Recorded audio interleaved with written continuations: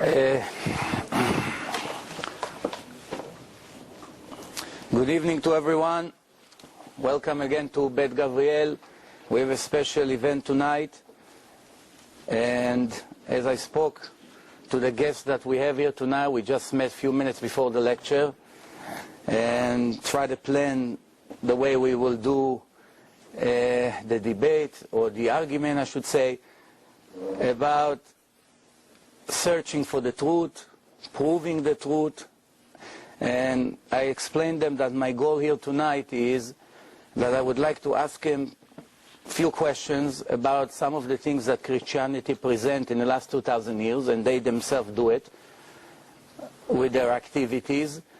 And I would like first, the guest, his name is Danny, right? Danny? Yes. Danny, I would like him to first present himself, because we do not know that much about him, so we'll give him a few moments to explain who he is, and then I'll take it from there.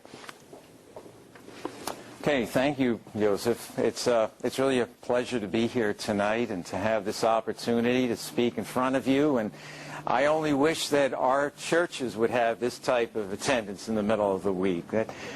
That's a testimony to the fact that you all are concerned about truth. And I think that's great. And I think that's something that we can share, that we are concerned about truth. We're not just concerned about how we feel when we wake up in the morning. You know, we care about if there is a God and who this God is, and how we can know who this God is. So I just applaud you that you are concerned about these things, and that you're wanting to hear the questions and answers that we both have. I teach at a school in Midtown Manhattan called the New York School of the Bible. I'm not a pastor. But I've been a seeker after truth for many years, and that truth led me to believe in Jesus Christ. Sometimes he's called Yeshua HaMashiach, so as not to be offensive to Jewish ears. And I was searching for truth for many years, and it wasn't until I became a farmer and I had a chainsaw injury, and we lived way at the end of a dead-end road, and the chainsaw bucked back and hit me in the head, and I lifted my hands up to see if I still had a skull left. And when I lifted my hands up, I saw that my wrist was half cut off and the blood was just gushing out. Well, to leave out a lot of details, I was laying in a pool of blood, and suddenly I realized I wasn't alone. I knew, as clearly as I know that you're sitting here, I knew that God was there. And I was filled with such a love and such a joy and such a peace. I knew that what was most important for me at that point was to find out who this God is. And I was always the biggest skeptic in the world, and I always needed proof. And for me to believe that Jesus Christ died on the cross and he died for me was something I just couldn't take on faith. To me, the idea of faith was just unacceptable. My understanding of faith was either you go with faith or you go with reason. And I wasn't about to go with faith. So it took me a long time of searching before I became convinced that the one with whom I had had that encounter was in fact the Messiah. Thank you. Okay. Thank you very much. I would like to start with a short introduction before I start with the questions that I have. As some of us know, and those who don't know will find out now, we have three main religions today in the world. It's Judaism, Christianity, and Islam. The chronological order is that the Torah was given to the Jewish nation 3,318 years in Mount Sinai in front of millions of Jews that accepted the Torah from God. Christianity is approximately 2,000 years old. The story of Jesus, as our friend just mentioned to us, is 2,000 years old, and the New Testament is approximately a little bit after, close to 2,000 years old, and Islam is just less than 1,400 years old. Today in the world, after Judaism was given in public in front of millions of people, we have more than 80,000 religions and cults started after Judaism were founded. Just in United States alone, you have more than 10,000 religions in United States alone, and cults.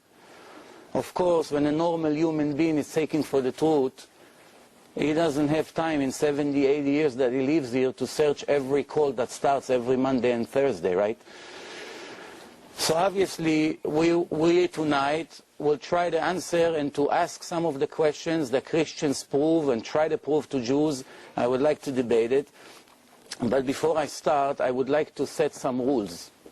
And my friend will correct me if anything I say disagree. He has the permission to stop me right there and to correct based on his opinion and understanding at any time. But we are not interested in believing.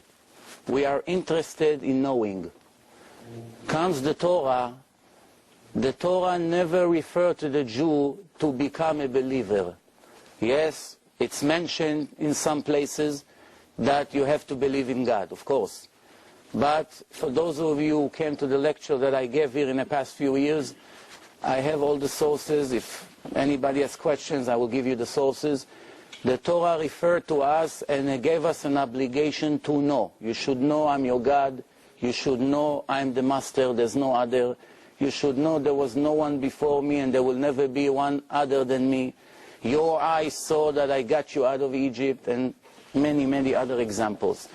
The way of the arguments today is only based on scientific proof.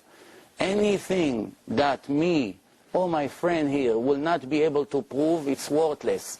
Because to tell stories, I can start telling you stories from now until I'll be 70 years old. The question, do you want to believe me? It's your choice. We don't want to waste time on things that are open to questions. Only scientific, valid proof that leave no doubts. Like in math, 2 + 2 is 4, you prove it, it's no arguments.